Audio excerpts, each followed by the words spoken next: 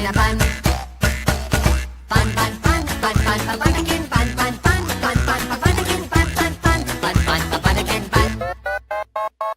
This is Beedee, the Bunder Dragon. Here comes Cat, slowly lagging. Tupper in tow, always tagging along. Vi dreams big but drops the ball. Her petite pal Pam is tough but small. Kiki loves books, she reads them all. And the twins, they brawl. In a land of wonders, both great and small.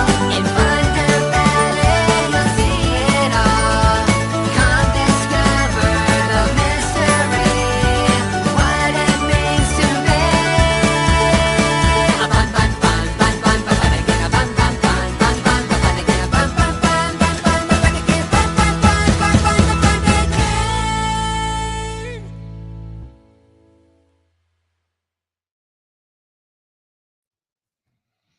Welcome. It's Production Weeklies number 3. I got a caveat though. I am extremely. I'm a baby when it comes to when I get sick. My wife can attest. I've got what we call a man cold. It's like a cold that other children and women would experience, except it's just way worse. It's way worse. So excited to be with you guys today. I'm hoping that the team, I'm going to bring them in here in a second, can cover for me slightly, just so I don't have to talk so much, because my throat's a little sore. Should I be at work today? No. But you know how it is. Sometimes you just got to keep going. Here we go. We got Samantha. Hello. John. We got Matt. Hello. We got Risa. We got Andy. And we have someone new, Nicole. Hey guys. Working from home. Nicole's we're actually working kind of part-time for us right now. She's finishing up a big model asset that she started last year. And I think a few months ago, I reached out and asked her if she had bandwidth to get this done in your evenings. Is that right? Yep. Yeah. And so she's been kind of working just off hours, and finishing it up. So it's been awesome. And we're going to look at some of her work here in a second. But yeah, so today, I should kind of preface, what are we doing here? So this is the Bunderkin Production Weeklies. This is where we discuss progress that we're making this week. In addition, we show a lot of the great artwork that we've been sitting on for the series. And what we do is we pick a specific topic for the week. This week we're picking Beedee's TreeHouse. And what we're going to do is, I think, do we have an agenda slide, Sam? No, we do not. It slipped through the cracks this time. I know. I'm so sorry about that. All right. You guys see how it is. This is what I deal with. It's not this. This is what we did last week. So no slides, I guess. Shame. And so Beedee's TreeHouse. So as I think I've mentioned on a previous stream, Beedee the Bunder Dragon lives away from Bunder Hollow in the kind of in some of the surrounding woods nearby. I don't know, how far of a walk would you say that is, John, between Bunder Hollow itself and the tree? You can get there within a day, I would think. A day? I think it's definitely a day. I think it's probably about an hour walk. That's what I would guess. Well, that's what I said, meant within the day. Well, that's 24. Okay, that's about an hour walk, 45-minute walk home. Like, it's not down the street, but it's a bit of a hike. It's a hike, exactly. It's a hike. He's a reclusive guy, and I did a really bad job this week of marketing you guys this stream today. By the way, just with all we had going on, forgot to kind of ping our socials with it, so we might have a bit of a humble group here today. But these are the dedicated fans, so we got 30 people here, so that's good. But yeah, so let's get started on this. We're going to talk about Beedee's house, his lifestyle, living alone, and show a lot of the great work and some of the creative design journey that we have been down on this. Let's see, share screen. Does anybody else have any comments or questions? Oh wait, we should also talk about the fact that John's going to be continuing his work. You haven't even jumped on the illustration since last week of the tavern, the Bunder Hollow Tavern, right? Nah, I've had plenty of other things to draw on the time. Yeah, exactly. Keep drawing a laundry list this week of I don't know how many things were on it, but like 16 things of we need this, we need designs for this, and he was more than overwhelmed. Takes a lot of pieces to make a show. Yeah. But you're going to hop back on the illustration for the tavern. It was looking great. Did you want to kind of show it really quick, just to where we left off? Let me bring it right up here, and I can quickly go over what I'm going to be focused on today. Share screen.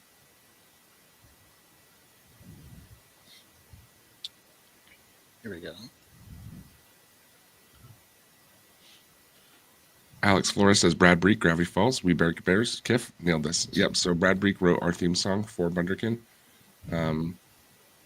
in collaboration with me, not to toot my own horn. But I gave him a melody and some lyrics. And he composed the whole thing. I kind of literally, like in a video call, was just like, okay, I want the theme song to be like, boo, boo, boo, boo, boo, boo, boo, boo, boo. And he's like, do that again. I'm like, okay.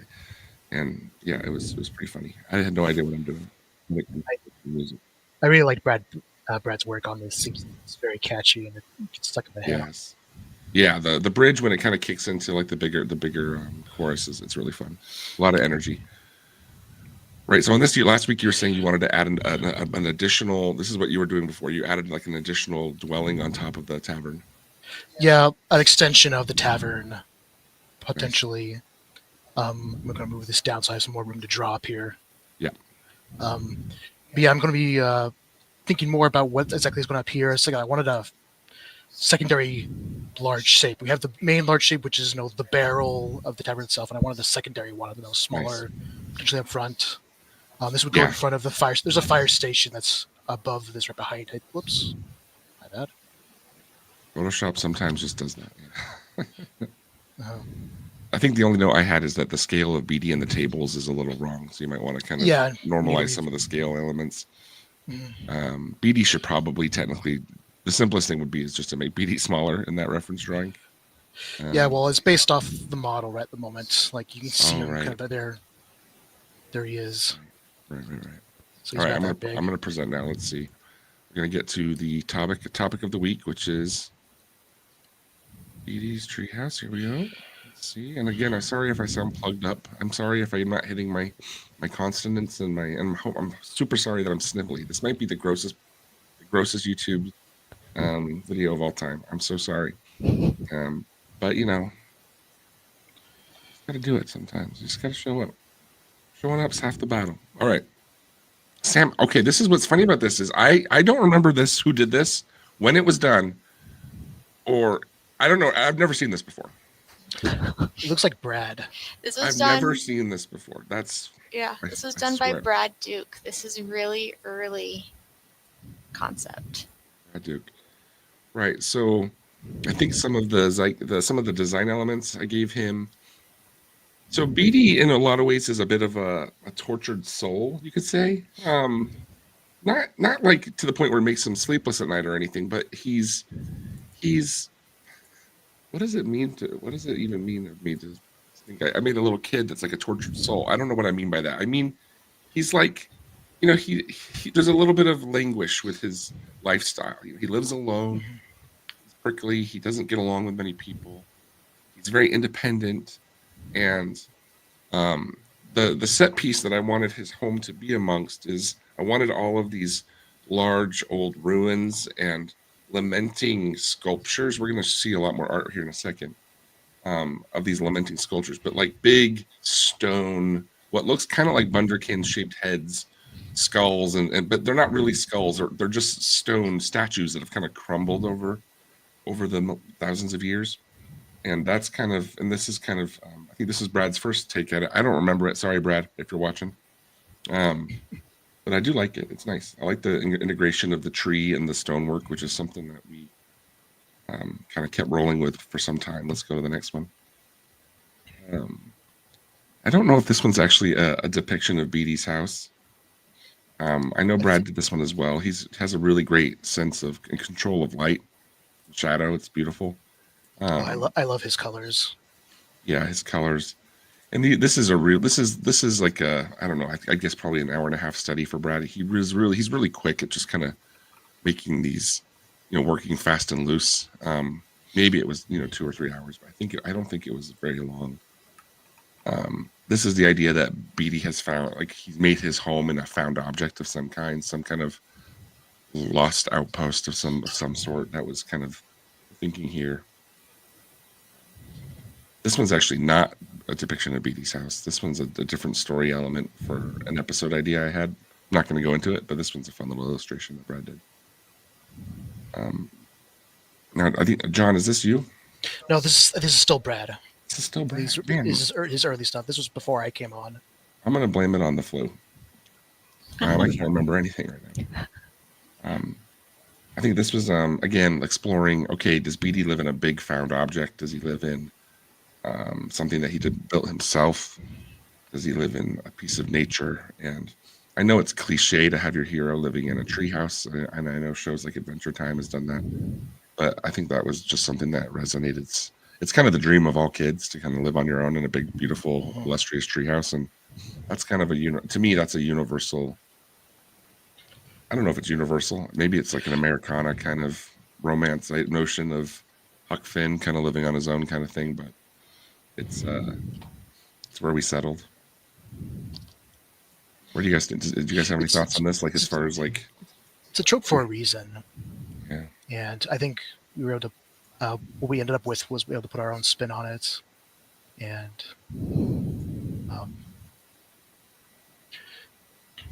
a lot of Brad's early designs influenced what I eventually ended up doing when I came on. It took any of you guys ever want to live in key a ideas. treehouse? Anybody want to ever live in a treehouse? Oh yeah, totally.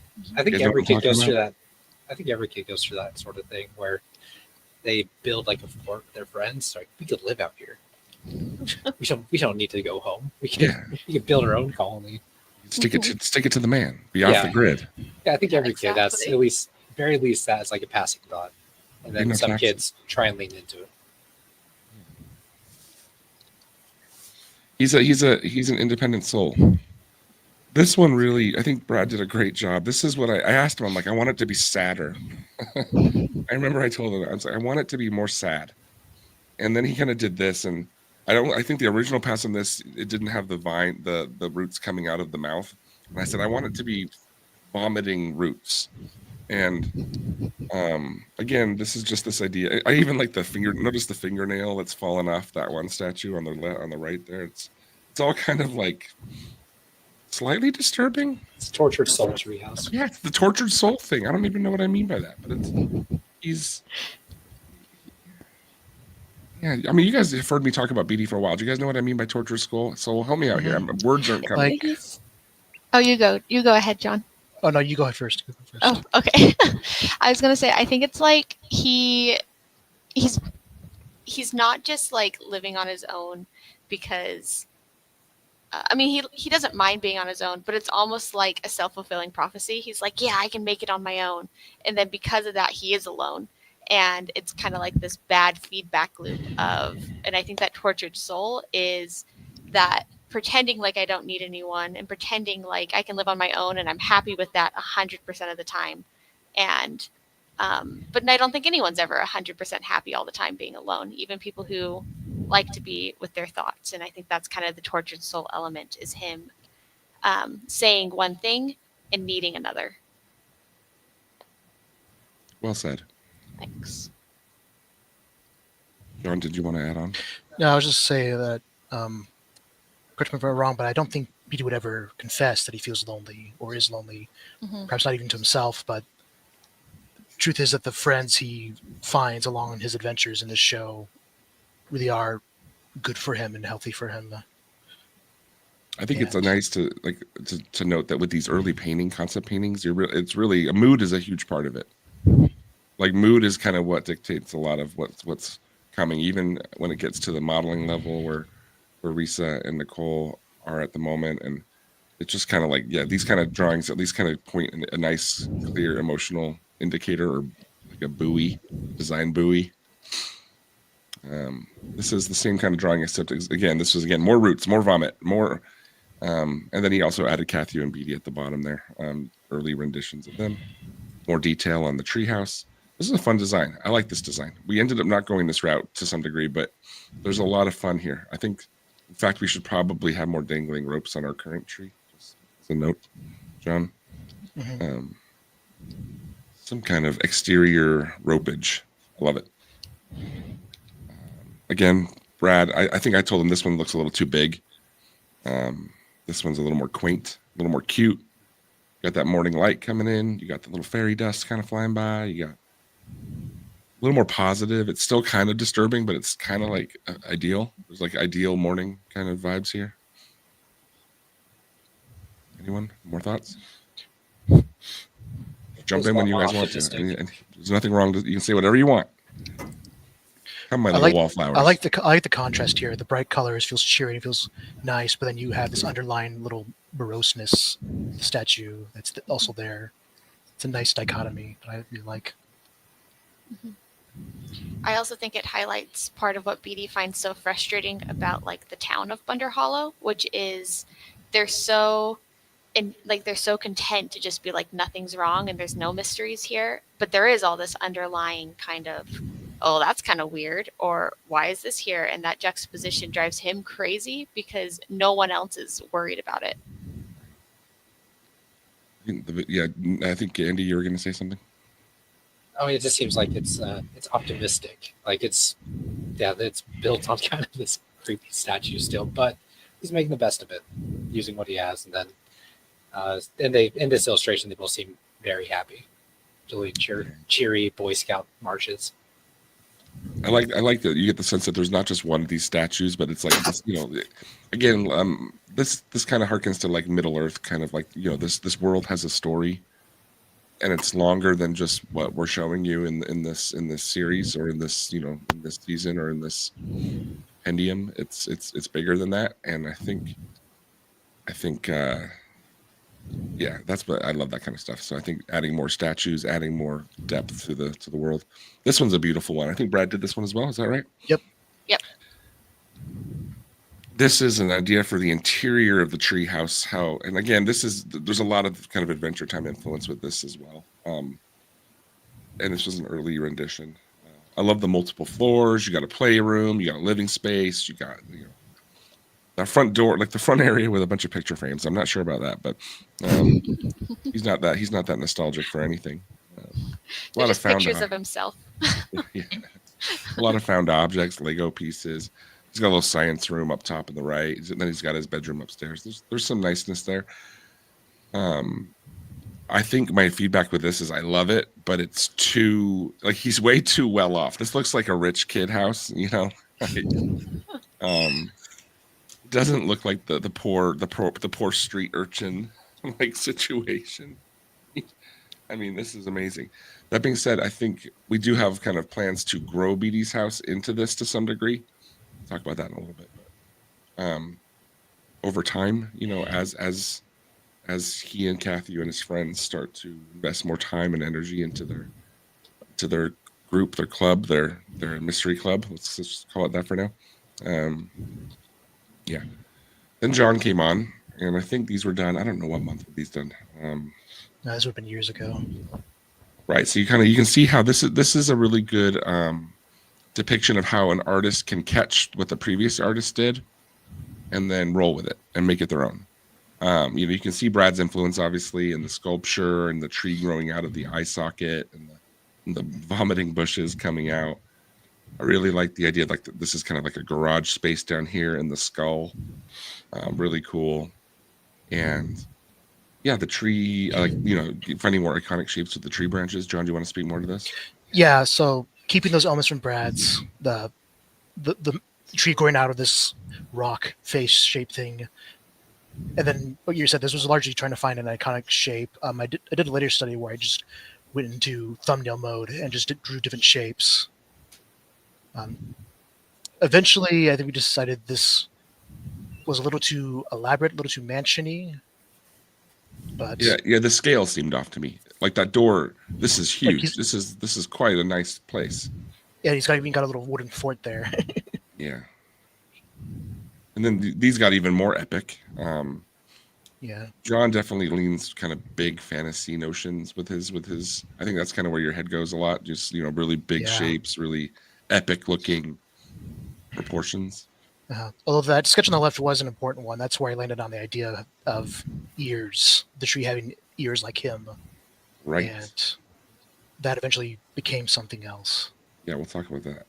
This is a nice one. This is like, I think I asked you. I just wanted more versions to consider, and I think more cutesy shapes in the actual tree itself. So it didn't look so maybe the ground looked kind of spooky with the skeleton, but then the tree itself looks a little cuter.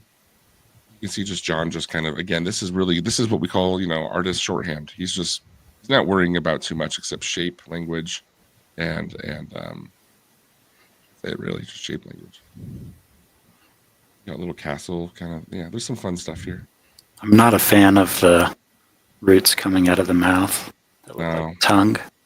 Yeah, it's grossing me out. Yeah, it's a forked tongue. It's kind of weird. Yeah. We got away from that overall. Once I got over the fact that I can depict his tortured soul other ways, I think we. This one is I think so. From this. Yeah, that's where those thumbnails were derived from. Yes, I think I picked number 2 on this, and then or number 1 even 1 or 2. 1 has a star next to it, and then we went to this. We can get in here a little bit. And you can see again, it's still really huge. This is just too elaborate. This is rich kid. Yeah. Nobody likes a rich kid. You know what I mean? Remember that great story written about that rich kid that one time? No, that's never happened. Nobody likes rich people. It's just not as relatable. I'm so alone in my giant mansion.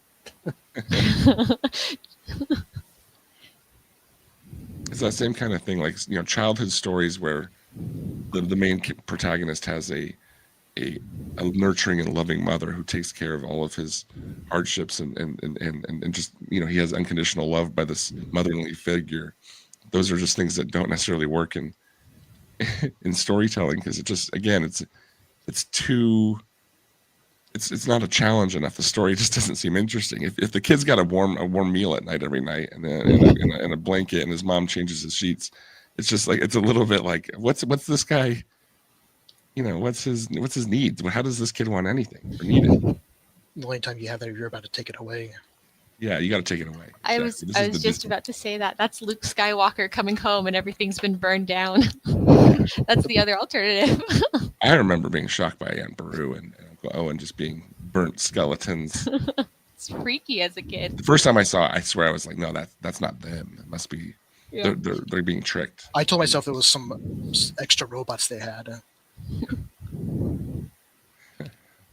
Great, nice details here though. You see all the a little castle on the side, mystery lever that we don't know what it does. We got a garage down here, and then we got his obstacle course, which is what we'll talk about that on a different date. Nice illustration, John. Still too epic. That got us here. This was the big jump. Yeah, this is where we started finding our shape for the tree and the vibe of it. Yeah. And you can see the scale. Look at Beedee down here in the middle. It's just more humble in general. Yes, it's big. It's a home. This is a nice size home, but it's not like a mansion, and it doesn't have a lot of elaborateness to it. It doesn't have a lot of fun gadgets or fancy paint or colors. It's very. The idea here is that it's a little bit makeshift. Like a kid could have made this. And I think the idea we were having was that he found this home. It's abandoned, and he started making it his own. Yes, that's right. Yeah, it's not that he carved out this tree. He found this old dwelling, and then he's been kind of fixing it up for himself. And and again, this is now where everybody can see that the shape language of the tree itself is similar to Beedee. Yes, that's really on the nose. I get that, but it's a kid's show, so self-promotional branding is a big part of Bunderkin. We'll show the mailbox here in a second too, but yeah, it's the same kind of thing. Like a fun idea we had here, we came to here. So Beedee's ears work kind of like Mickey Mouse ears, where they kind of move around his head based on where the camera is. You move your mic a little closer, John. It's just a little faint. So Beedee's ears work kind of like Mickey Mouse ears, where wherever the camera's positioned looking at him, they kind of move around his head, so they're always kind of facing camera. Yes. And we had the idea that the tree would kind of be the same. Excluding panning shots probably, but right. So shot. Yes, if we want to show Beedee's house from far away, those ears are always going to be conveniently silhouetted towards the camera. That way, it's just stronger, right? Yeah, we wanted a stronger silhouette. So what that means for us is that in the 3D model, the ears are kind of detached from the base, and then it's covered by this. It's the magic of movie magic.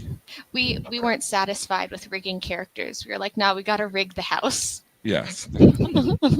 Rig the house. And you can see, like, again, a basic floor plan. Just feels a little humbler overall. Let's keep moving. This was, I think, what I said here. I missed the lamenting sculptures, so I think John added a back door garage. This is the back side of the house. It's on a little ravine, and below the ravine is Beedee's obstacle course, his training grounds, where he practices and trains to be the greatest adventurer of all time.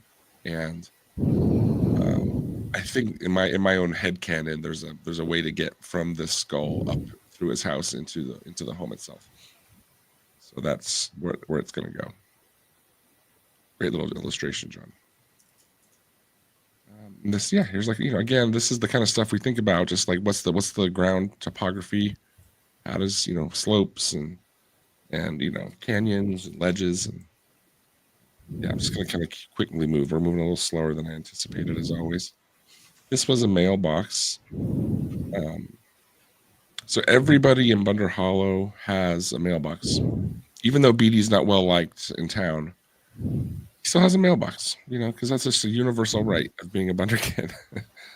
And we haven't gotten into the mail system much, but the mail system in Bunder Hollow is packages and letters get delivered by little chickadee birds, cute little round birds.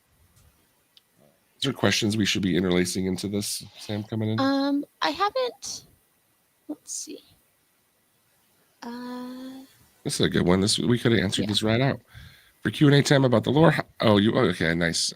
Kai's like obeying the structure where we do Q&A at the end. I like that. Uh-huh. But if there's questions coming in where people are asking something right pertinent to what we're talking about, just feel free to interrupt, Sam. Sounds great. How much of Beedee's house fort did he build himself? I think we answered this. And how will his handiness, or lack thereof, will that play into the show? He's pretty handy. He knows how to work a hammer. I don't think his stuff's built to last by any means, but that's a good question. Yeah, it's more like he's good at thinking on his feet. So, like, building something for a one-time use, or things that he builds that are more permanent tend to be in his home. Yes. This is the mailbox. If it wasn't broken and neglected, it's a nice little nest for the bird to kind of land in and take a rest, and then go back to the postal office. But now Beedee's looks a little bit. His mail he neglects his mail, and it's broken. The whole mailbox is busted. Fun fact: I think this is the first thing that Nicole. I think this is the first thing you modeled for us, right? Yep, it was. There it is. Nice. I'm sure you look at this now. You're like, oh, there's some things I do different. The lighting in here, the color shifts are a little weird, but this actually might be an older version, because I think we actually had to shrink this head. But yeah, nice. Stylized modeling is tricky, and it's I don't know, maybe if you can speak to that, but what were some of the trickiest things about this?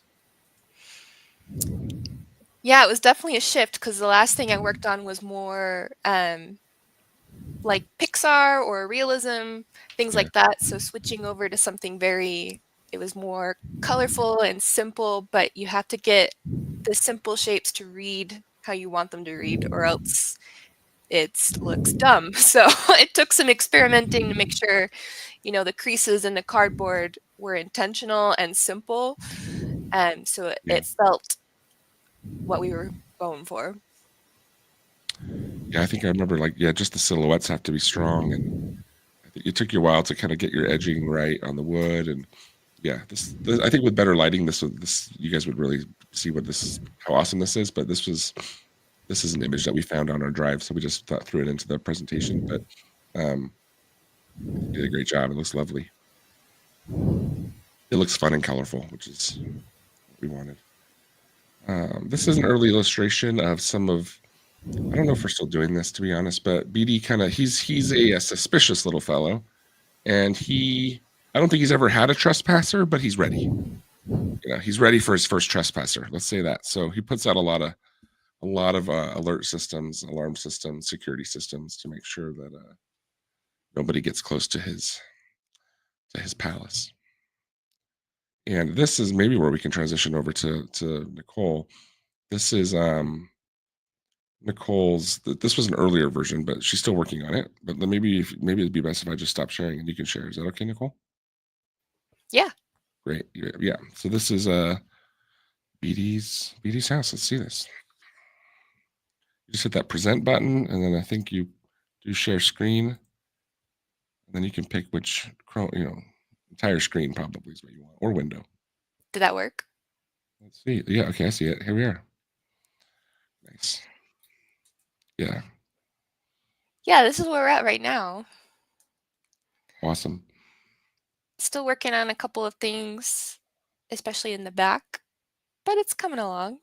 So what, this looks like just, it's a little stump, but like what's the hardship here? Like how many hours do you think you're in on this? That's a great question. I probably don't want to know the answer. I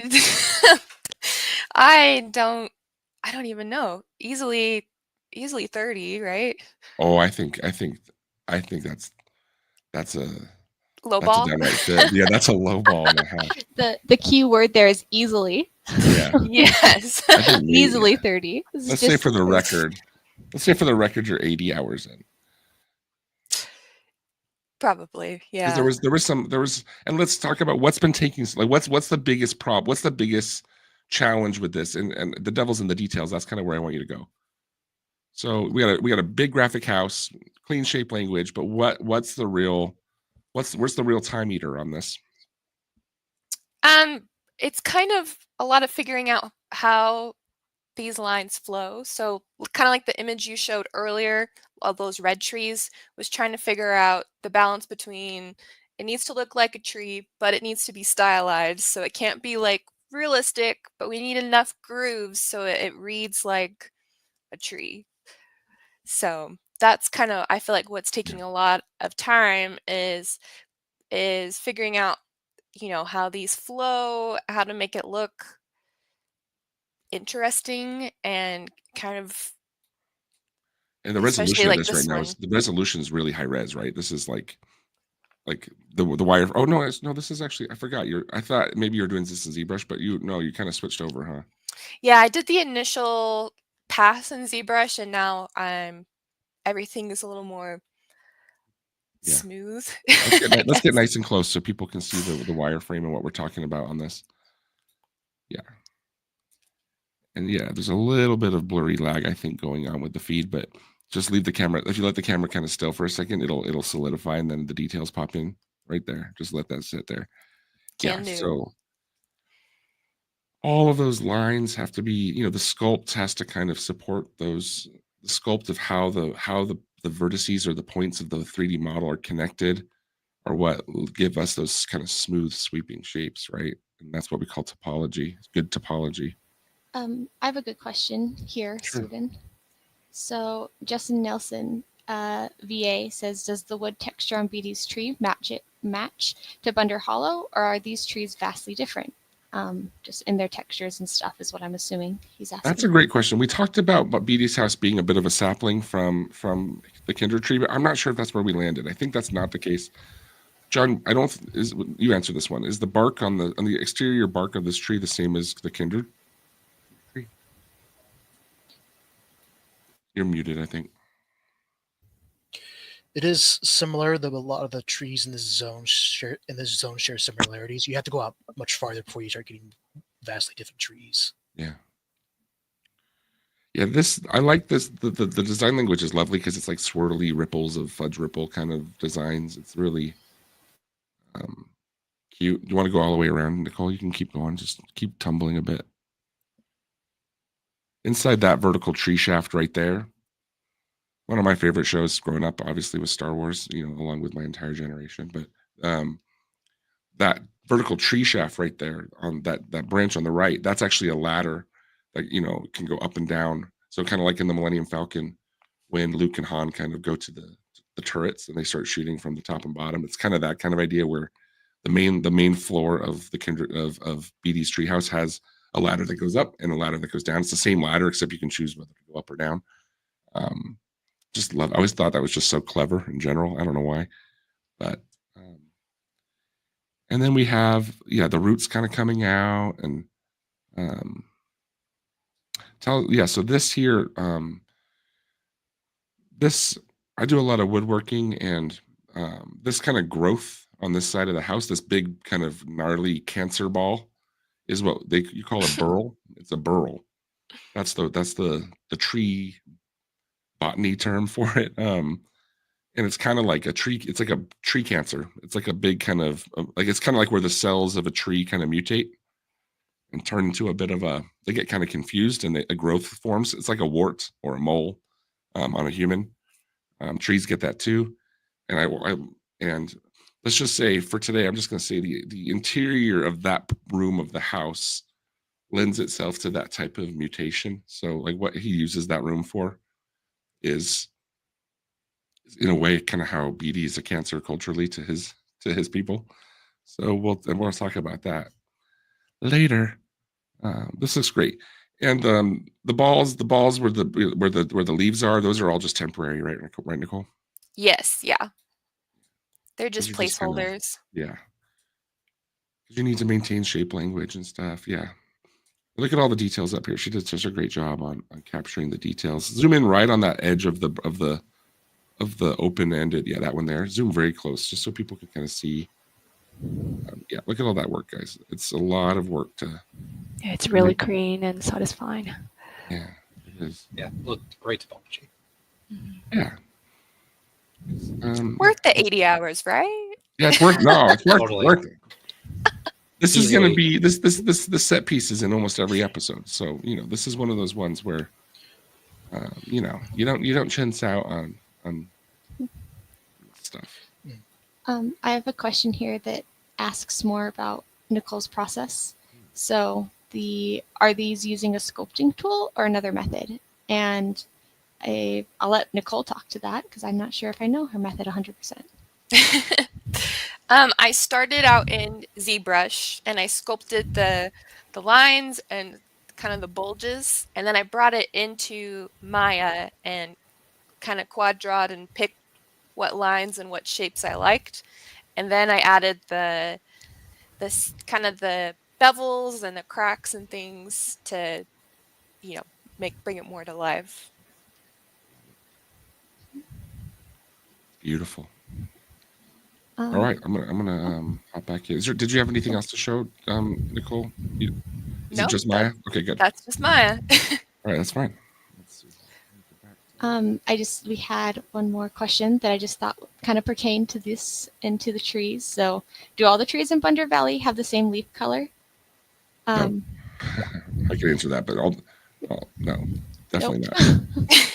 It's just coincidence that these last two trees both have kind of a yellow coloring to them. Yeah, that's true. That is true. Yeah. I don't know if we're ever going to see this tree without the leaves either, like in a winter scene. I'm not sure yet, but I can imagine that might be the case one day. And then we'll wish that we had fused the branches to the base. That's okay though. This is kind of a basic toon shader. It's really flat, no textures. So this is really just a basic, orangey salmon color applied.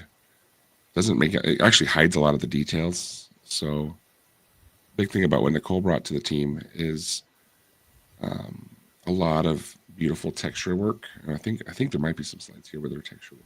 Let's see. So John, to give Nicole more direction, John, how old are these, John? Because I didn't know we already had that. We already had these windows details. We had you draw this twice.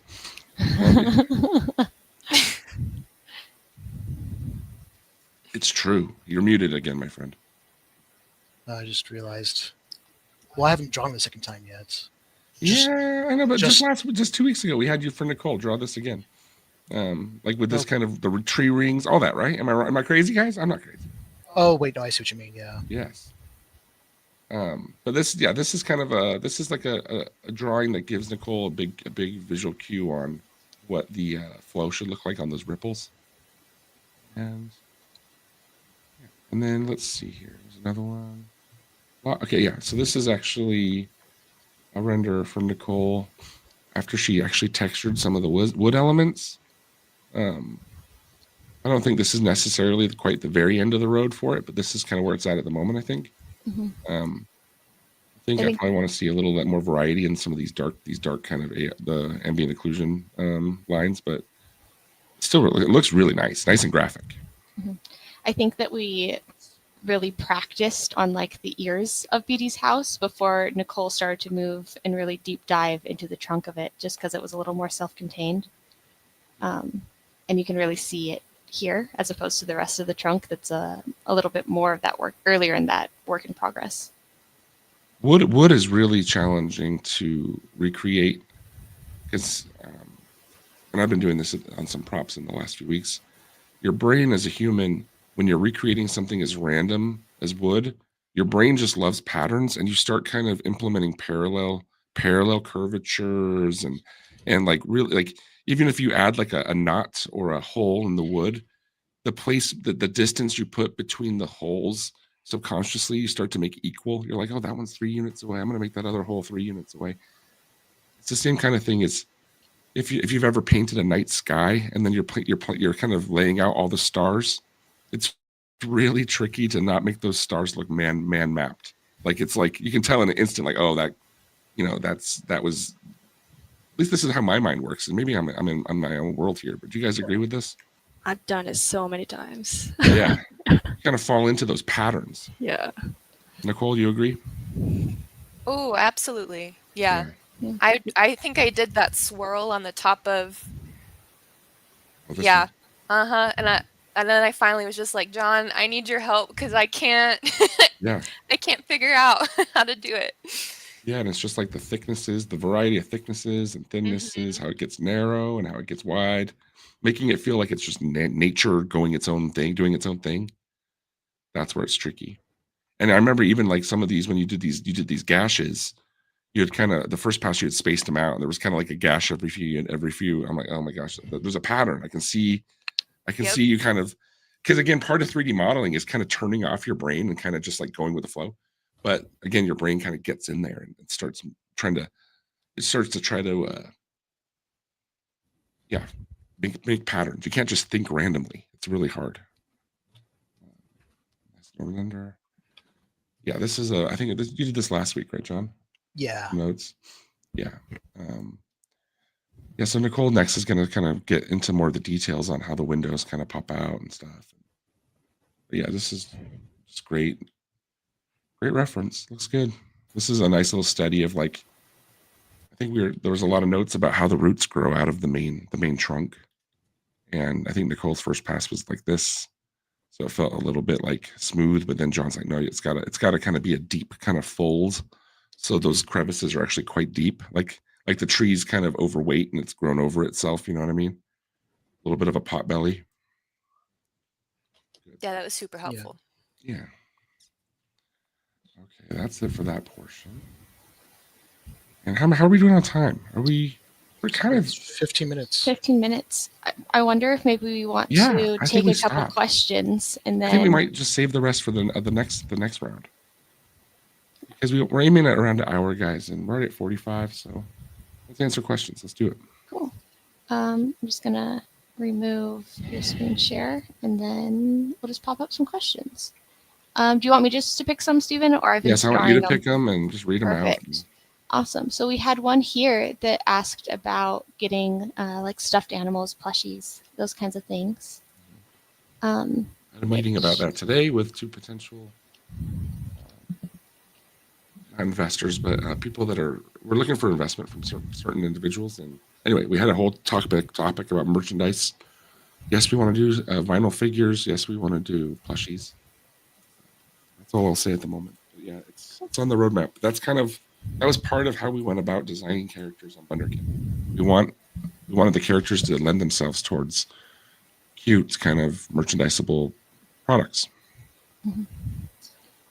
Another one that I thought pertained really to our topic at hand was if there's other forms of nature that exist in like Beedee's area, such as insects or birds, and what the wildlife is kind of over where Beedee's at.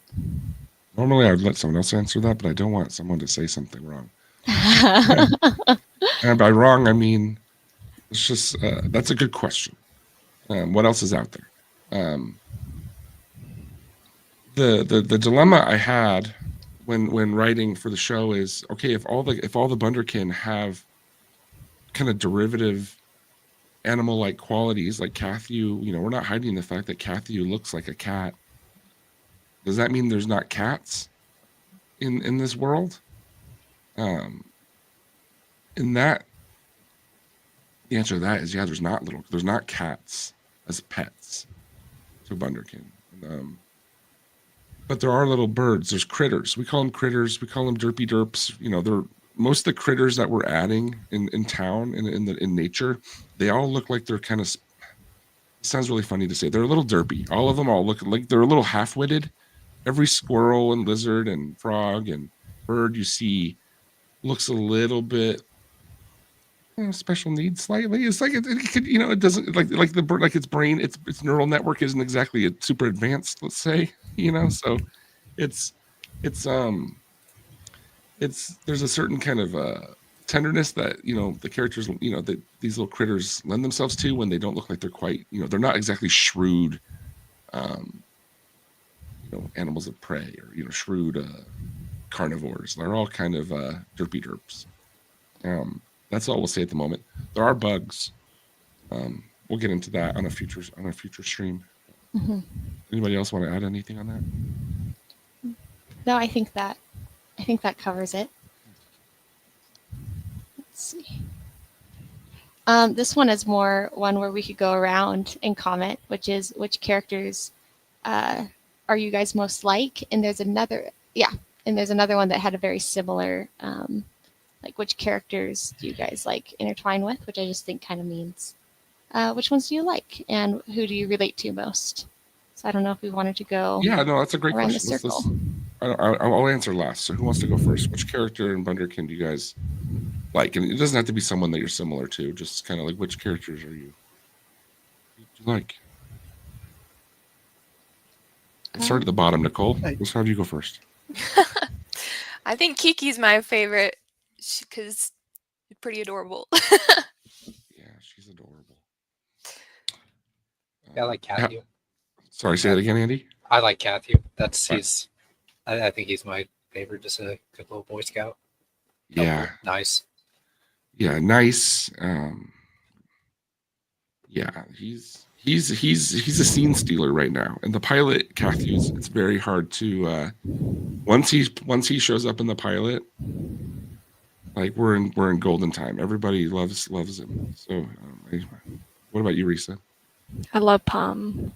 She's just like unique and I don't know, just cute in every shot I see. Yeah. Yeah, Pam's adorable. Mm-hmm. Yeah, I don't know. I think Pam's probably going to be another fan favorite, actually. We've talked about this a little bit, but the thing about Pam is she's super cute and she looks super simple and basic, but she's quite innovative and she's a hard worker and she does construction, she does architecture, she does design, she bakes, Pam does a lot of the stuff that she kind of is she's like a little bit of a servant in a way, but it's not like a slave situation. It's just like she's just a helpmate, you know what I mean? And she doesn't speak, so that also she doesn't speak English, so there's also a little bit of I think there's a little bit of relatability there, you know what I mean? Like if you can't understand her really. We're still trying to decide if we actually want to subtitle every line she says in the show or not. That's kind of something that we're still kind of playing with. Anyway, sorry, I interrupted you, Matt. No, you're good. I don't know. I think I'll say Beedee. What about him? I don't know. I don't know, his energy, his spunk. I don't know. His spunk. Yeah. Good word. John? Yeah. I would say Kathy and Kiki are my favorites. You got to pick one, John. You can't ride the fence, man. All right, Kathy. They're all my favorite. Sam, what about you? I really like Tupper, but I don't feel like we haven't really talked about Tupper. So like the exact reasons why I like Tupper, I don't think I can stay on this stream, but he's probably my favorite. He's still a bit in development as well. We're still trying to. Yeah. We have. He out of the main 8, his persona has been the most ambiguous. But in the last few months, he's kind of we have a new gimmick for him, and I think it's going to work really well.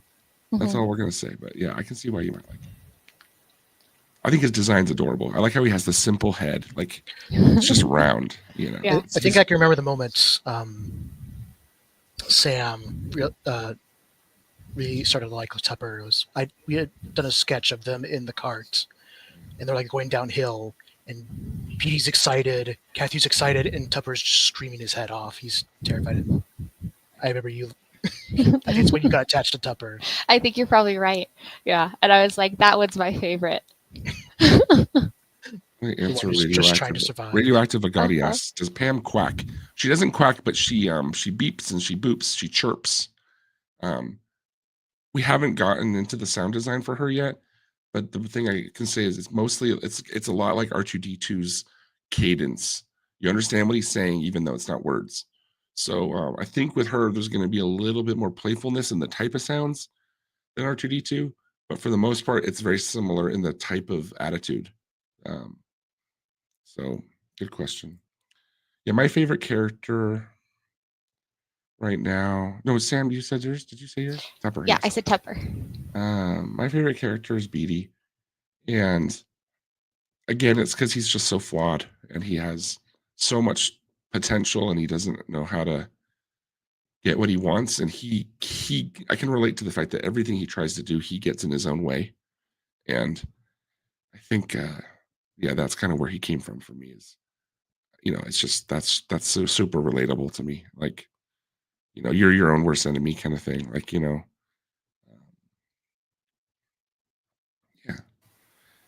Good question. What else we got?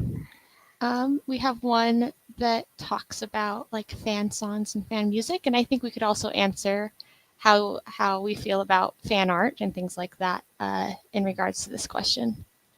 What about fan songs? I don't know if I have a lot of experience with fan songs. I don't know. Is that a thing that do I got too many grays in my beard to understand that? I'm aware of them on like the peripheral, but I don't know if I have a lot of experience with fan songs the same way that like fan art and things like that. Yeah, it's nice to see. Like if you do a search for Bunderkin, like our stream is the last thing that comes up on YouTube, and there's hundreds of auditions for the show. Like most things coming up are just audition. Because people have posted more auditions than we have content on our channel. It's interesting. It makes me feel, sometimes it makes me feel like super proud, and also sometimes it makes me feel like scared. I don't know why. Like, oh no, it's too out of pocket. Like I wouldn't say I'm a control freak, but I'm a bit of a freak for control. And it's weird to see like people do things with the characters, and I'm like, that's not sanctioned. That's my guy would not do that. And I think it's mostly just because people haven't seen what we're trying to do yet. Really, we haven't put out our show yet, so it's a little bit of, it's fun to see it, but it's also kind of like no, that's not right. That's not him. And then I worry like, well, will people think that is our show because we don't have anything out yet? So it's a funny little emotional thing with the song, with music. I think I don't want to see a lot of people trying to audition, composers trying to audition for Bunderkin, just kind of publicly. Like I wouldn't want to see people try to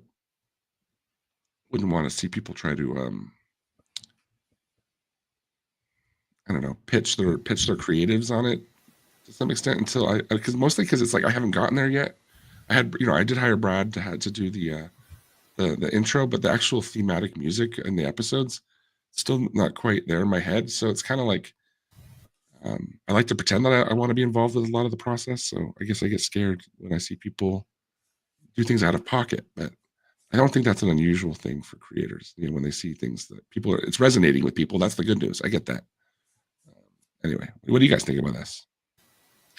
I mean, I think fan engagement's fun. I think that it's a natural part of creation, and you're gonna get, like you said, you're gonna get things that people create that aren't canon. But I think that that's just part of the fan community, and it's interesting being on the other side of that experience because I've drawn fan art. I've engaged in, like, I guess, me in too. fandom Yeah, and too. things Yeah. like that, and it's interesting now being on the other side of that, which is what you're saying, which is you want to encourage that fan interaction, right? You want to encourage people creating songs and writing and art, but being able to draw that line between this is a fan creation versus this is something I have to take in and decide if I want to use on my product and on my project.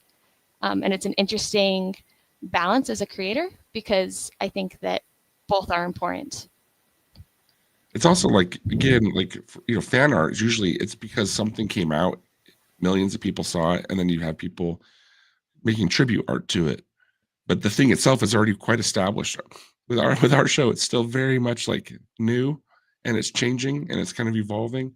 So that's where I think it's a little bit like unnerving. It's like, oh, you know, I didn't think of it like that. You know, I think that's just part of like the new way. You know, we're trying to do it. Like we're doing it this way on purpose. We're trying to engage with our fans and new people that are finding us now. You know, we're trying to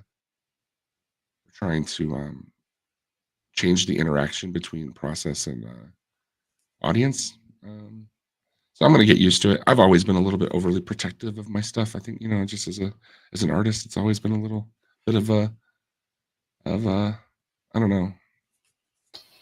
I think it's that classic artist like inner war. Like there's two wolves inside you, and one wants to show all the cool stuff you've ever made, and one wants to hold it really close to your chest because it's not ready yet.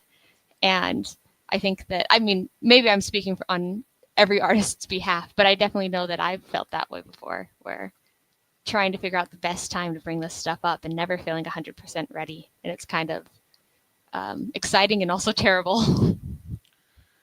Create Imagination asks, do all the characters already know Beedee, or in the pilot will it show how they meet? That's a great question. I've kind of gone back and forth on how I want to, you know, how much I want to tip our hand on what, you know, I want you guys to love the pilot and it to be an adventure. So I don't necessarily want to I don't want to spoil everything. But I guess the safe answer is that some of the characters know Beedee already when the show commences, and some of them have never met him before. So it's a safe answer, but yeah. Season 1 is really about a group of like-minded people finding each other.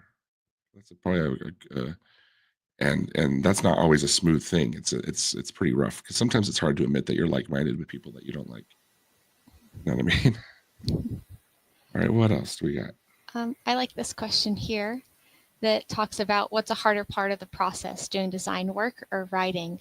And I'm curious to hear your thoughts about that, Stephen. I'm not a writer. I'm an editor. I know what I want, and I just can't communicate it to people until I know what they tried, and then I'm like, no. And Sam can attest to this because Sam has done a lot of writing for a few different episodes at this point, and I give her like our process is this. I have an idea for the episode. You know, it's a mystery show. There's a mystery of the week to some extent. I give her the premise of the show. I give her we beat out some of the beats per episode. Sometimes Sam does the beats for me. But usually I'm more about this is the episode where this character gets from this point to this point. And that's kind of how I think as a creator. And then Sam, I have her just kind of self-sacrifice. I'm going to have you kind of comment on this from your point of view, Sam, in a second. But I basically have her lay on the sacrificial altar of no, that's not right.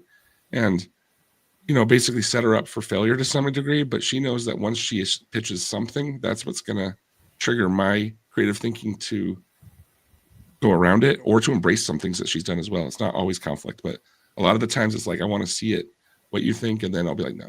Then we work, collaborate back and forth. But I'd be interested to know what you think about that process, Sam. Yeah. I mean, I definitely agree. It's a bit of, okay, here's the premise, and then going back to my computer and being like, all right, here's what I think that premise looks like. And sometimes I come back to you and you're like, no, absolutely not. You're not even in the right book. And then I go back and I rewrite the same premise slightly different.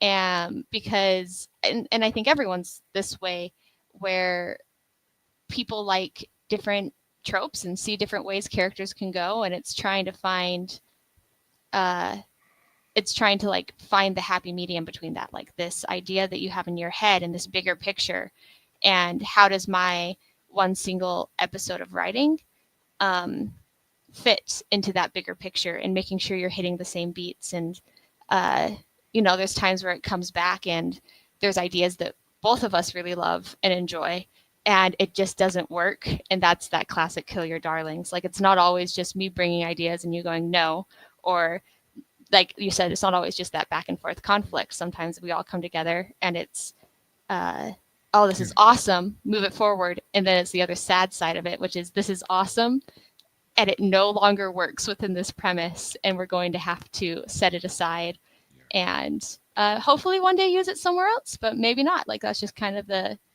unfortunate part of the writing process, I think. For me, writing's harder though. I really struggle with putting. I self-edit, so that's why I like to do 3D animation, 3D modeling and stuff, because I'm editing as my thoughts come in, edit, micro edit, perfect. With writing, it's a lot more, don't be afraid to get it wrong and change it later. And I don't think like that. So I have a really hard time. I'm the kind of guy that's going to write a sentence and then delete it and write it again 12 times. And that being said, that's when it comes to like the actual writing. Now, sometimes when we're talking about dialogue, I'm trying to slip into the character, come up with something funny to say. That process is different because we already have the structure in place. But yeah, writing's so much harder. Yeah. For me, that's why I'm not a writer.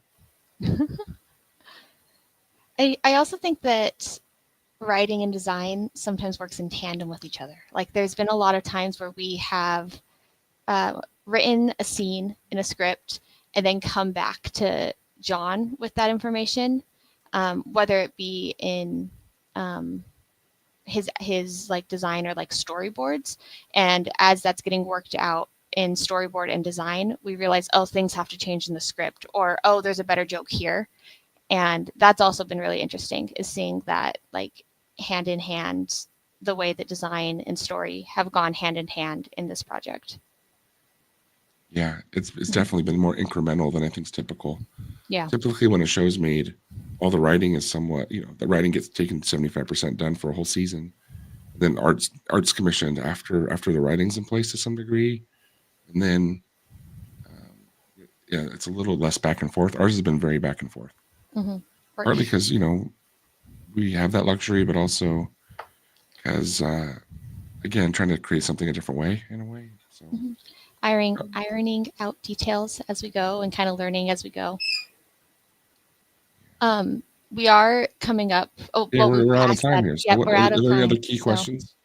I think that we're probably good for today. If you want to take a look at those starred ones and make sure that there's nothing that you find super pressing, especially about our topic today, that in regards to answer this house, one, and then we'll wrap up. And John, I love what you're doing. I like the dwelling on top. I think it's nice to, I think that's probably where like the tavern owner lives, right? He has like a loft upstairs kind of thing. You're muted, my friend. Yeah, personal loft where he lives. Yeah. You got the branding. I like the little windows. You can see how he's now adding a lot of structure to the drawing, guys. A lot of cross-section lines to indicate. Oh, I gotta add the ears. The cute little ears. Always a good thing. It's a lot of effort going into making Bunderkin Hollow cute by the denizens. Like you know, why are they taking time to add ears to their homes? It's just part of their. It's part of how things are done, and that's the Bunderkin way. So it's always been like that. Looking good. So, what kind of episode structure do you plan on using for the show? We talk about that often. Classic, you know, what we're trying to do is figure out what kind of conformities we need to stick to. A lot of children's television media, you know, sticks to 22-minute episodes, but that in itself is somewhat of a legacy standard. It's kind of like, you know, VHS aspect ratio versus widescreen. It's like at some point, standards fall by the wayside, and there's no longer need to make something 22 minutes because you don't need commercials. You don't have to fit it into a 30-minute episode block with commercials. You can make it whatever length you want. That being said, I don't like it when shows like one episode's 30 minutes, the next episode's 55 minutes, and then the next episode's 40 minutes. Like, I like some kind of structure. I talked about this a little bit before. It's a mystery show. It's very hard to make a mystery satisfying in 22 minutes. So we're trying to kind of establish our own structure that lends itself to being able to trick the audience sufficiently in each episode. And then I say trick, but you know, we want that hook and we want that what do you call it? The twist. We want the twist. And to establish the twist, you know, you have to be oriented some way. So before you can twist, you need to know which way you're facing. So yeah, that's my bad answer to that question. I think that's it for the today, guys. I'm so glad that we actually saved the interior of Beedee's house for next week. Makes everything easier. Yeah, we're trying to get better on the time frame, so we hit an hour 7 minutes. Anybody else have any closing thoughts? John, do you have anything to say? Nicole, thanks so much for coming and showing us your beautiful Beedee's treehouse. It looks amazing. It's going to be beautiful once it's textured up. Yeah, I'm excited. It'll be good. Yeah, I'm so excited for it. It's so bubbly. It's so great. Andy, Risa, Matt, thanks as always. Sam, thanks for helping me with the chat. That's it. That's it for this week, guys. Another one wrapped. Bunderkin Weeklies. Thanks. Bye. And we're done. Thanks, y'all. We're done.